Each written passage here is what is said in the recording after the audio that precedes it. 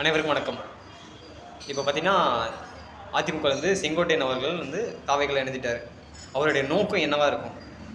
எனக்கு தெரிஞ்ச நோக்கம், எனக்கு தெரிஞ்சு சொல்கிறேன், மற்றவங்ககிட்ட தெரியல. எனக்கு தெரிஞ்ச நோக்கம் ஒன்று வந்து தான் எம்எல்ஏ ஆகும், தான் அமைச்சர் ஆகும். ஓகேங்களா? ஏன்னா இப்போ வந்து இதுக்கு முன்னாடி அதிமுக இருந்தார். அதிமுகவில் அவருக்கு எந்த ஒரு பதவியும் கிடைக்கல.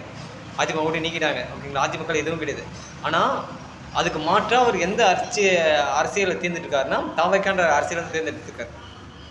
அவர் எனக்கு தெரிஞ்சு விஜய் மேலே பற்றோ இல்லை தாவிக்க மேலே பற்றோனாலேயே அவர் வரல. அவர் வந்து ஈரோடு பகுதியை தெரிஞ்சவர். ஈரோடுலேயே கிட்டத்தட்ட 7 எம்எல்ஏ 7 தொகுதிக்கிட்டே இருக்குது. அந்த இடத்துல ஒரு ஸ்ட்ராங்கான இடத்துல வரணும் அப்படின்னா அவர் நம்ம தாவைக்கால வந்தால் தான் முடியும். தனியாக நின்று கண்டிப்பாக முடியாது. ஏன்னா அதிமுகவில் அவர் இல்லை. அவர் வேலை அதிமுகவில் இருந்தார்னா அவர் அமைச்சராகவோ இல்லை எம்எல்ஏவோ ஆக வாய்ப்பு இருக்குது. ஆனால் இல்லாதனால எனக்கு தெரிஞ்சு தாவைக்காவும் அவரை பயன்படுத்திக்கிறான்னு நினைக்கிறேன். ஏன்னா எனக்கு தெரிஞ்சு நம்ம தளபதி மேலாம் அக்கறைலாம் கிடையாது. அக்கறையெல்லாம் வரல. அவர் எனக்கு பயன்படுத்திக்கிறான்னு தான் தோணுது. ரெண்டாவது விஷயம் பார்த்தீங்கன்னா, திமுகவுக்கு அதிமுக தான் போட்டி எதிரியாக இருந்தாங்க. ஆனால் முதல் முறையாக திமுகவுக்கு மாற்றாக தாவைக்கா என்ற ஒரு கட்சி உள்ளே வந்திருக்கு. இப்போது அந்த செங்கோட்டையன்ற நபர் வந்து உண்மையை சொல்லணும்னா இதான் 100க்கு 100 உண்மை.